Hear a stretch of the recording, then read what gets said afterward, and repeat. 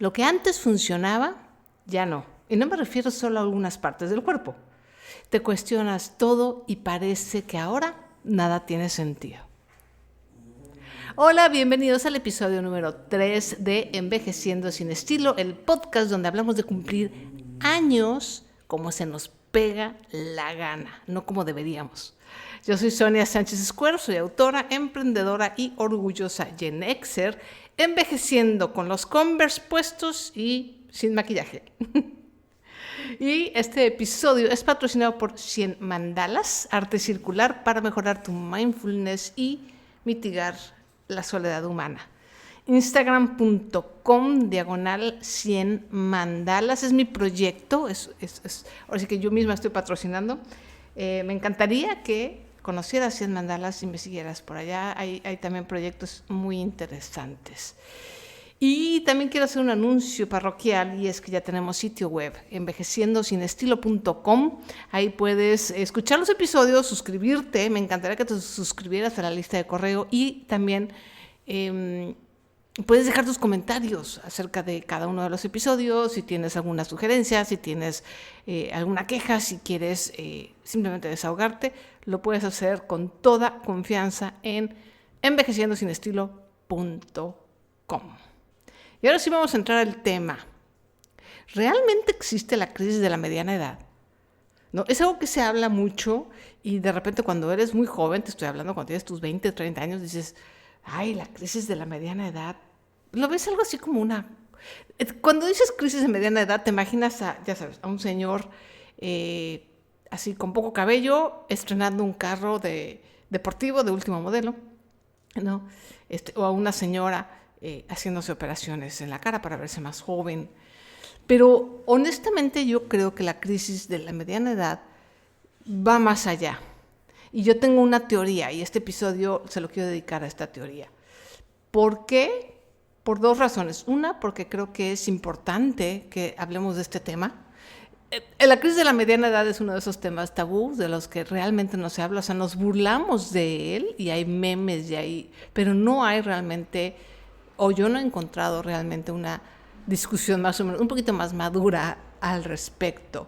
Y dos, porque bueno, es posible, creo que yo estoy atravesando por esa crisis y la estoy atravesando por la razón que es la que te voy a exponer en este episodio. Por eso es mi teoría, no lo sé. Pero estoy casi segura que por aquí va la cosa. Cuando somos jóvenes, ahí va la teoría. Cuando somos jóvenes, sobre todo si somos jóvenes no privilegiados, me choca esa palabra, pero que tuvimos carencias, ¿no? Que no teníamos todo en cuna de oro o que al revés, tuvimos una infancia y una juventud donde nos faltaron muchas cosas o muchas cosas más allá de lo básico, que fue mi caso. O sea, afortunadamente en mi caso no me faltó lo básico, techo, comida, pero sí, pues a veces educación, a veces sí comida, de hecho sí nos llegó a faltar comida, obviamente ropa y obviamente pues cosas consideradas lujos como vacaciones fuera, etcétera. Entonces, cuando creces en un ambiente así, que yo creo que es la mayoría de la población mundial, incluso la gente de clase media, ¿no? Yo me consideraba clase media, pero pues sí, también tenemos algunas carencias. Cuando estás en tus 20, es relativamente fácil tener metas. Es más, yo me atrevería a decir que el 90, o no el 90 es mucho, pero por lo menos el 70% de las metas ya están ahí. Ya nada más por cómo naciste, dónde naciste, las metas están ahí. Mejorar financieramente, estudiar para tener un mejor futuro, incluso las más banales, ¿no? Tener un mejor coche o tener la familia que tu familia no tuvo, ¿no? A lo mejor tus papás se divorciaron, a lo mejor creciste en una casa homoparental y entonces dices, uniparental.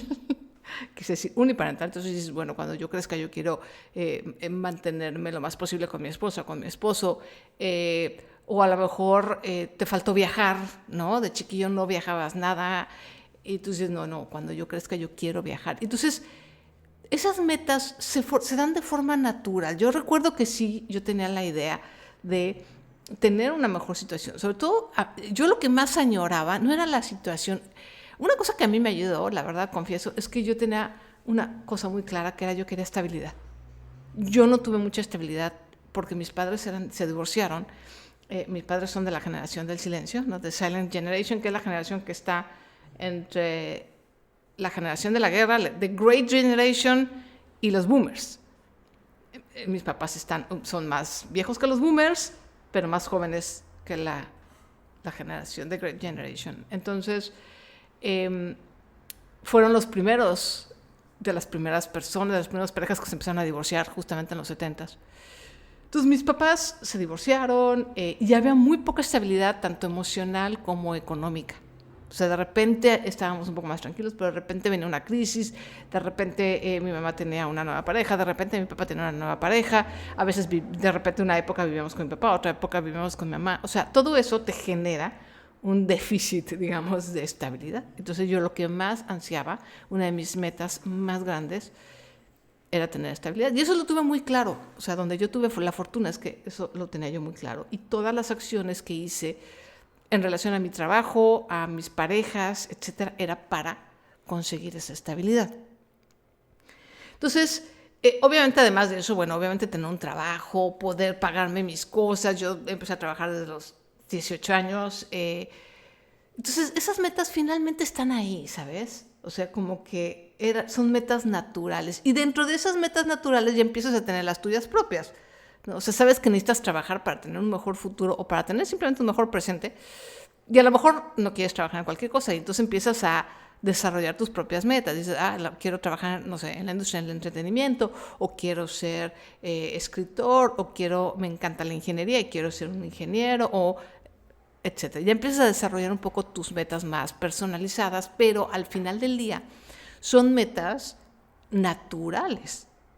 La mayoría de las metas que tenemos cuando estamos en nuestros 20s, desde los finales de los ¿no? De los 10 años, de los teenage, de la adolescencia, hasta bien entrados los 25, 28 años, como que las metas son en gran medida naturales. Pero ¿qué pasa? Cuando llegamos a los 30, empezamos ya a cumplir esas metas poco a poco, ¿no? O sea, empezamos a tener más trabajo. A lo mejor tú querías estar, por ejemplo, en la industria del entretenimiento, y entonces lo empiezas a lograr. A lo mejor no estás en el trabajo ideal, pero ya estás en la industria del entretenimiento, y entonces te vas labrando, ¿no? Como tu camino, y empiezas a tener ingresos, y a lo mejor ya empiezas a tener tus cositas, empiezas incluso a tener un ahorro, y empiezas a tener también tus relaciones, tus noviazgos más serios, y a lo mejor tienes esta meta de mantener un matrimonio lo más posible porque tus papás se divorciaron, o porque tuviste una casa con un solo papá o mamá. Y empiezas a cumplir, a los 30 y los 40 se empiezan a cumplir esas metas. Empiezas a viajar, porque obviamente ya estás independiente, o sea, ya empiezas a ganar tu dinero, empiezas a viajar, empiezas a casarte, la gente empieza a tener hijos. Entonces, esas metas naturales las empezamos a cumplir. Algunas veces mejor, otras peor, otras a medias, o a veces las cumplimos. Una de las cosas que pasa también muy a menudo es que las cumplimos y nos decepcionan. Eso también, que a lo mejor eso es un tema para otro podcast, para otro episodio, pero es verdad que también eso sucede, ¿no? O sea, de chavillos o de muy jóvenes tenemos la ilusión, por ejemplo, de casarnos, ¿no? Y eso le pasa a muchas mujeres. También les pasa a los hombres, pero con más frecuencia a las mujeres, que tienen la ilusión de casarte y chin, ¿no? De repente te casas y no era lo que tú esperabas, pero para nada. Y de hecho, a veces terminas divorciado o divorciada porque dices, no, esto no es lo que yo quería. O igual pasa con los hijos, o pasa con la carrera. A veces la carrera que escogiste dices en la torre, no, esto no es para mí. Pero independientemente de que te haya decepcionado llegar a tus metas o lo que tú considerabas que era lo ideal, ahí estaban esas metas y eso te mantenía, y aquí viene la palabra clave, motivada. O sea, mientras tú no tenías esta estabilidad, que es lo que me pasó a mí, mientras no tenías estabilidad, o mientras no cumplías el sueño de escribir un libro, o mientras no cumplías el sueño de tener un hijo, o mientras no cumplías el sueño de viajar a la India, tal, o tener un certificado o un diplomado, eso era lo que te daba la gasolina. Y estabas, como se dice en inglés, driven, o realmente motivado. ¿Qué pasa cuando llegas a los 50 o cuando pasas de los 45? Más o menos esa es como la marca que empieza a calar más la crisis de la mediana edad, ¿no? Como a los 45, 55, yo creo que es esa década. Que además de que ya cumpliste la mayoría de esas metas naturales y que muy probablemente algunas te decepcionaron, empieza a haber una carencia, una escasez de metas. Porque ya las naturales ya se fueron y nadie nos enseña a crear y estar generando nuevas metas. Una de las cosas que yo he aprendido a mis 52 años es que tenemos que estar haciendo eso constantemente. O sea, yo sabía hacer muy bien las metas. Sabía muy bien cómo diseñar mi vida. Y todavía lo sé hacer bastante bien, pero ahorita me considero que estoy en una crisis porque a pesar de que tengo estabilidad para diseñar mis metas, hoy por hoy, ahorita no sé exactamente hacia dónde me quiero dirigir. Ya no siquiera es la falta de habilidad de cómo hacer las metas o de cómo estructurar y diseñar la vida que quieres. Ahorita es saber qué vida quiero. Tengo una idea general, pero mucho de esa idea general ya lo estoy viviendo. O sea, yo ya tengo la estabilidad, ya tengo un matrimonio, la verdad, increíble, ya tengo la casa de mis sueños, ya tengo incluso el carro. No sabía que era el carro de mis sueños, pero la verdad el carro que tengo es espectacular, me encanta. Ya tengo el día a día que quiero. Tengo la mayoría de los objetos que quiero. Tengo la vida que quiero. Y entonces, ¿ahora qué sigue? La crisis de la mediana edad, en mi experiencia, y esta es mi teoría, es una teoría que puedo estar equivocada, y por favor, si ustedes piensan diferente y tienen otro punto de vista, déjenme en los comentarios en envejeciendosinestilo.com. Por favor, coméntenme y díganme cuál es su experiencia, si es que lo han experimentado o han sabido de alguien que lo ha experimentado. Pero en mi experiencia, la crisis de la mediana edad está basada en esta falta de dirección. Está fundamentada en qué sigue ahora. Puede que ya tengas estabilidad en muchos sentidos y que ya hayas logrado muchísimas cosas. ¿Y ahora qué sigue? ¿A dónde te quieres dirigir? Y a veces no es tan fácil. Yo, de verdad, hasta hace 2 años no tenía dudas. No tenía y eso es otra cosa. La crisis de la mediana edad te puede asaltar sin que te des cuenta y lo esperes. Yo, hasta hace 2 años, yo no tenía la más mínima duda de dónde me querías dirigir. Hasta que empecé a darme cuenta que el trabajo que yo estaba haciendo me encantaba, pero ya había llegado a su final. O sea, ya no podía yo dar más. Yo durante 14 años fui especialista en finanzas personales, ayudé a la gente a salir de deudas y a mejorar financieramente desde el 2018 hasta, pues todavía lo sigo haciendo. Todavía, ahora en febrero voy a dar una conferencia y cuando la gente me pide consultoría privada, con muchísimo gusto lo hago. No es algo que vaya a terminar de hacer 100%, pero ya no me dedico a eso 100%. ¿Por qué? Porque me di cuenta que ya, o sea, ya había llegado como a donde podía llegar en esa área. Bueno, a lo mejor podía llegar a más, pero ya no estaba interesada en eso más, que a lo mejor es, no sé, tener más seguidores, estar verificada, pero era un poco más de lo mismo. Entonces sentí como que lo que yo tenía que dar como especialista en finanzas personales ya lo había dado de forma masiva. Te digo, todavía si tú me llamas, yo con muchísimo gusto te ayudo porque me encanta ayudar a la gente. Pero ya el crear contenido, el seguir con el podcast de finanzas personales, ya, eso ya se había gastado. Entonces llega esta crisis que yo no vi venir. Yo les juro que yo empecé a hablar de finanzas personales porque yo me veía hablando de finanzas personales toda mi vida. Y finalmente lo hice durante 14 años. Pero llegó un punto en que dije, no, ya. Como decimos acá en la península de Yucatán, ya se gastó. O me gasté. ¿No? Y es algo que yo nunca me imaginé. Nunca me imaginé que me fuera a pasar. Y así sucede con muchas personas. He sabido de muchos casos, de hecho gente, incluso celebridades, que han tenido esta crisis, ¿no? De, bueno, sigo aquí, no sigo aquí, lo hago, no lo hago. ¿Cuál es el remedio o cómo ayudar a esta crisis de la mediana edad? Si te da por esta razón, obviamente. Puede ser, a veces la crisis de la mediana edad la desata una pérdida, ¿no? A lo mejor es un divorcio justamente, o a lo mejor la pérdida de tu ser querido, la pérdida de tus papás o la pérdida del trabajo cuando te corren del trabajo. O sea, Hay muchas cosas que generalmente son difíciles, duras y dolorosas que pueden desatar esta crisis, pero a veces no es un disparador tan fuerte. A veces es un disparador como el que me pasó a mí, simplemente darme cuenta que mi camino profesional ya no era por ahí y ahora ya no sé qué sigue. Hay cosas generales que sé que quiero, pero no estoy tan segura y sobre todo tan motivada como lo he estado los últimos 50 años de mi vida. Bueno, no contemos de los 0 a los 16, 18 años. Pero vaya, creo que desde los 18, 19 años he sido una persona bastante motivada. Y eso se perdió, lo perdí ahorita. Está por lo menos, sé que lo voy a volver a encontrar, pero está perdido. Entonces, ¿qué podemos hacer? Yo les voy a compartir desde mi experiencia lo que estoy haciendo. Punto número 1 es tomarme un tiempo para mí. O sea, esto creo que es súper importante.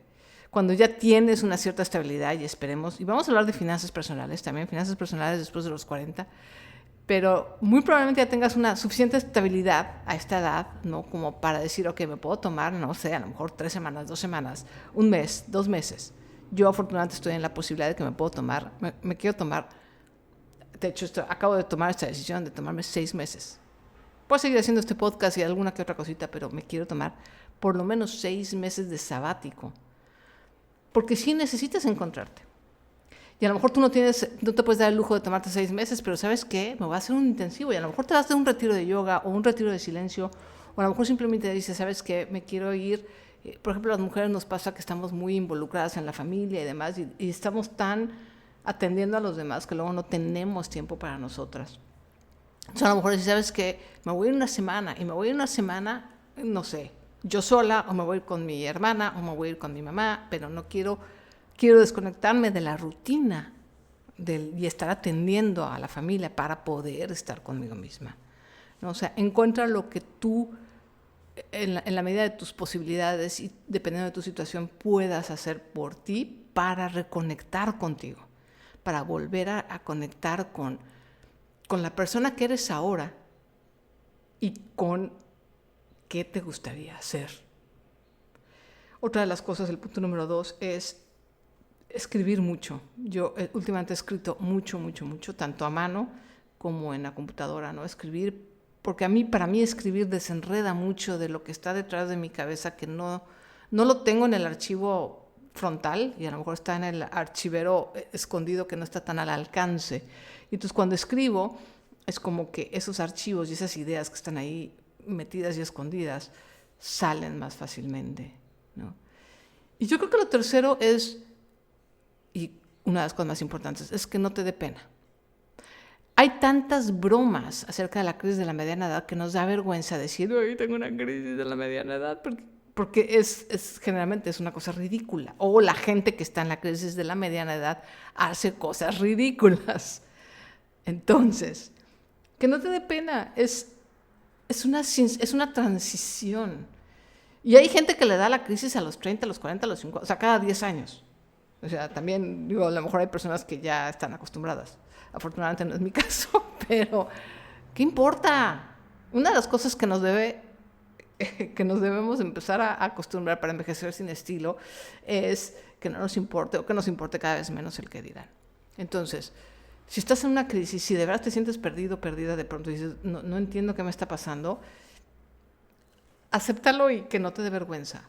El punto número 4 es, obviamente, si puedes, tomar terapia también, ¿no? Estaba leyendo a un amigo que sigo en Instagram, bueno, no es mi amigo, pero es muy buena onda, me cae muy bien, y él es psicoterapeuta, y estaba explicando la diferencia entre psicoterapia, terapia psicológica y psiquiátrica. Y bueno, la psiquiátrica me queda clarísima, pero estuvo muy interesante ver la diferencia entre la terapia psicológica y terapia psicológica y psicoterapia. Creo que parece que se llaman igual, pero no es igual. Y estuvo muy interesante porque, por ejemplo, la psicoterapia, según lo entendí, voy a dejar en las notas del programa el link de Instagram de este chico a este post, pero básicamente te ayuda con cosas muy puntuales en relación a tus emociones, ¿no? O sea, no es un proceso, el proceso de la terapia psicológica es como más largo, Y lo que yo entendí es que la psicoterapia, a lo mejor estoy equivocada, por eso les voy a dejar el link, no me regañen, no se enojen. Si hay un psicoterapeuta, un psicólogo o un psiquiatra que me está escuchando, por favor, no se enojen conmigo.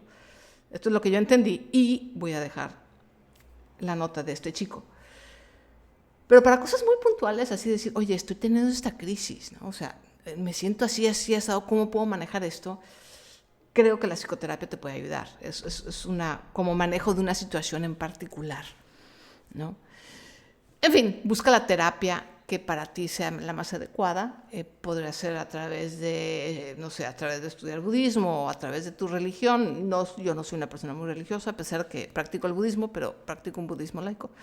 Yo no soy de ondas religiosas y no creo que la religión en este caso te ayude mucho, pero hay gente que sí siente que le ayuda. Bueno, pues lo que tú creas que te ayude, pero algún tipo de ayuda externa. Puede ser incluso un coach, puede ser una persona, incluso una persona de terapia ocupacional, en fin, pero buscar algún tipo de terapia que te ayude o una solución externa que te ayude a desenredar, porque muchas veces estamos nosotros muy inmersos dentro de nuestra cabeza y a veces nos cuesta a nosotros trabajo encontrar el hilo que va a desenredar la madeja.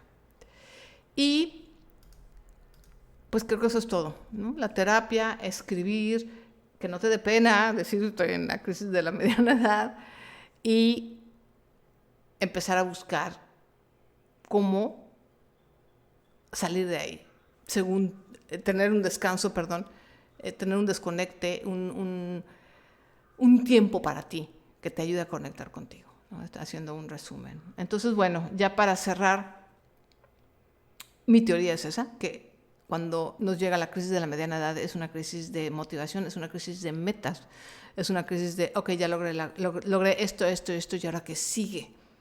¿Hacia dónde quiero ir? Es por eso que para mí es súper importante me encantaría que cuando somos chiquillos y estamos en la escuela o incluso nuestros propios papás que nos ayuden a enseñaran a diseñar metas. Es que eso es una habilidad de vida súper importante, ¿no? Estar constantemente motivado y aprender que cuando llegas a una meta tienes que disfrutarla, pero también empezar a construir la siguiente. Porque si te quedas demasiado tiempo sin metas, entra esta desmotivación y pueden entrar ahí muchas emociones y cosas que no quieres que se te revuelvan. Entonces, en fin, ya con esto cierro esta edición de Envejeciendo sin Estilo. Muchísimas gracias. Recuerden que ya tenemos sitio, envejeciendosinestilo.com. Este fue el episodio número 3. Yo soy Sonia Sánchez Square y muchísimas gracias a Instagram.com/100 mandalas por patrocinar este episodio. Y no olvides que Envejeciendo sin Estilo es un podcast sin marketing, es decir, no hay una gran estrategia ni publicidad ni nada para darlo a conocer. Así es que si te gustó, por favor, compártelo. Si crees que a alguien le puede servir esta información, por favor, compártela en tus redes sociales con tus amigos. Habla del podcast. Te lo voy a agradecer muchísimo. Muchas gracias y nos vemos en la próxima.